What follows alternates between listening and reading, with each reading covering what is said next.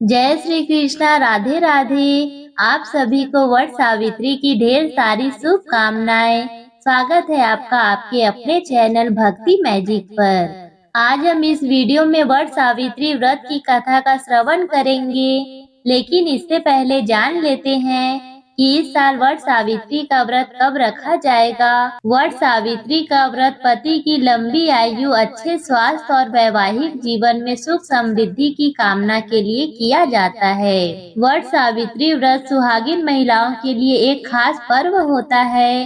इस दिन महिलाएं वट वृक्ष की पूजा करती है और सावित्री और सत्यवान की कथा सुनती है, जिन्होंने अपने पति सत्यवान के प्राण यमराज से भी छीन लिए थे। इस साल वट सावित्री व्रत की डेट को लेकर कुछ कंफ्यूजन बनी हुई है, तो आइए जानते हैं इसकी सही डेट क्या है। हिंदू पंचांग के अनुसार ज्येष्ठ महीने की अमावस्या तिथि 26 मई को दोपहर 12:11 पर शुरू होगी। वहीं इसका समापन अगले दिन यानी 27 मई को सुबह 8:31 पर समाप्त होगी। सनातन धर्म में उदया तिथि का महत्व होता है। ऐसे में वट सावित्री का व्रत 26 मई को रखा जाएगा। आइए अब वट सावित्री की पुण्यदायी कथा का श्रवण करते हैं। एक समय की बात है, एक अश्वपति नाम के राजा थे। उनकी कोई संतान नहीं थी। राजा ने संतान प्राप्ति के लिए अनेकों यज्ञ किए, जिसके फल स्वरूप उन्हें एक तेजस्वी कन्या की प्राप्ति हुई। राजा ने कन्या का नाम सावित्री रखा। समय बीतता गया और सावित्री विवाह योग्य हो गई। एक दिन राजा ने सावित्री से कहा, सावित्री, अब तुम विवाह योग्य हो गई हो, इसलिए स्वयं अपने लिए वर की खोज करो। पिता की बात मानकर सावित्री मंत्रियों के साथ यात्रा पर निकल गई। अनेक जगहों और जंगलों में घूमने के बाद वह राजमहल में लौट आई। संयोगवश उस समय उसके पिता के साथ देव ऋषि नारद भी थे। सावित्री ने उन्हें प्रणाम किया और राजा अश्वपति ने सावित्री से उसकी यात्रा का समाचार पूछा।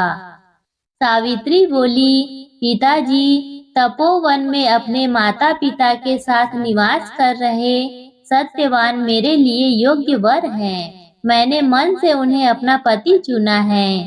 सावित्री की बात सुनकर देव ऋषि नारद चौंक उठे और बोले, राजन, सावित्री ने तो बहुत बड़ी भूल कर दी है। यह सुनकर अश्वपति चिंतित हो गए और बोले, हे नारद जी, सत्यवान में ऐसा कौन सा अवगुण है।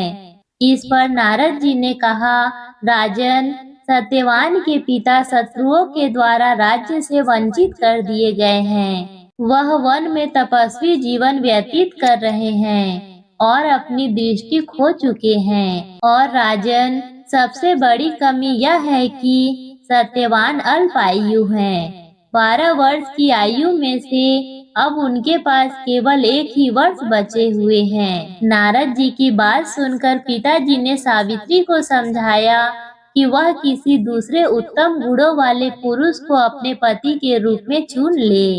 सावित्री बोली, पिताजी, नारी अपने जीवन में केवल एक ही पति का वरण करती है। अब चाहे जो भी हो, मैं किसी दूसरे को अपने पति के रूप में स्वीकार नहीं कर सकती। पुत्री की हट के आगे पिता विवश हो गए और सावित्री का सत्यवान के साथ पूरे विधि विधान से विवाह करा दिया गया। विवाह के पश्चात सावित्री अपने पिता और सास ससुर के साथ वन में रहने लगी। जैसे जैसे समय बीतता जा रहा था, सावित्री के मन का भय बढ़ता जा रहा था। नारद जी के कहे अनुसार जब उसके पति की आयु मात्र 4 दिन बची हुई थी, तब सावित्री ने 3 दिन पहले से व्रत रखना प्रारंभ कर दिया था।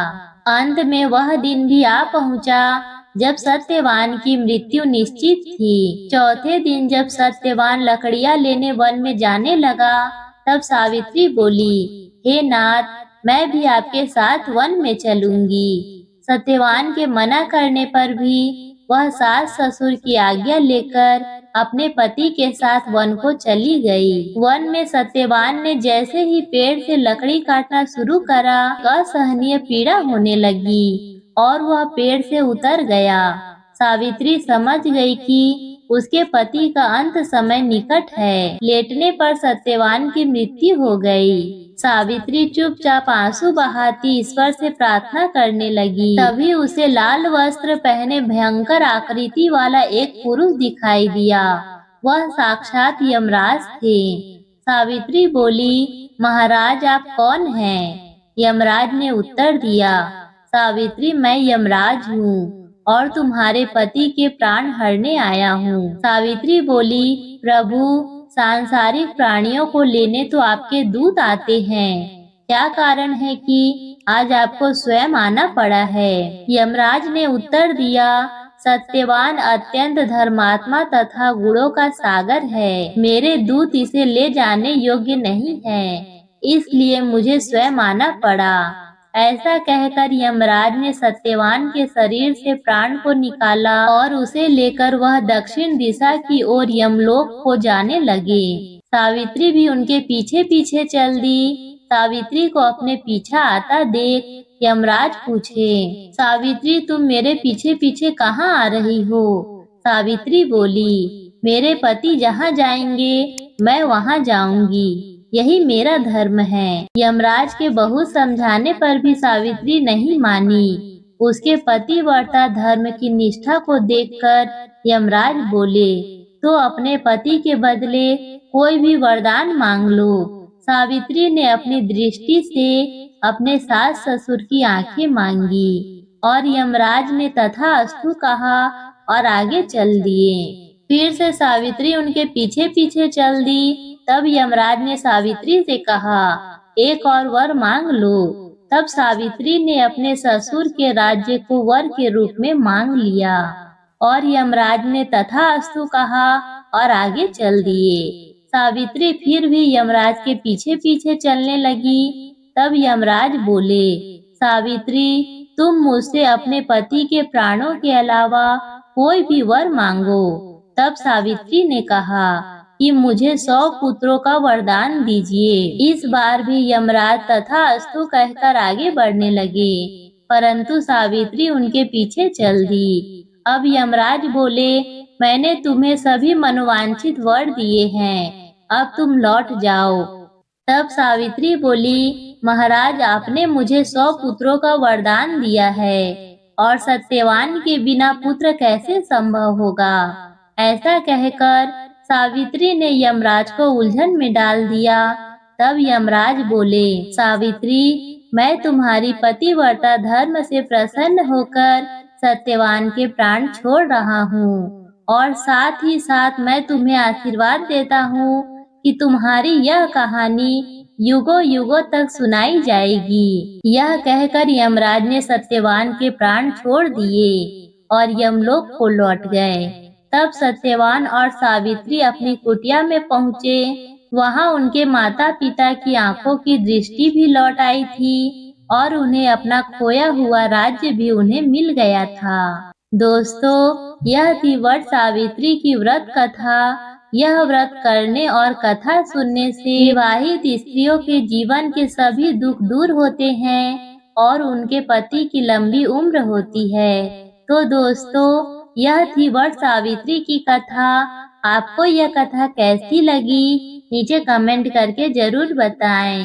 कथा पसंद आई हो तो वीडियो को लाइक, शेयर, सब्सक्राइब और एक प्यारा सा कमेंट अवश्य करें, क्योंकि आपके कमेंट से ही हमें पता चलता है कि हमारी वीडियो आपको पसंद आती है। इसलिए लाइक और कमेंट तो आप अवश्य ही किया करें। वीडियो देखने के लिए और अपना कीमती समय देने के लिए बहुत बहुत धन्यवाद।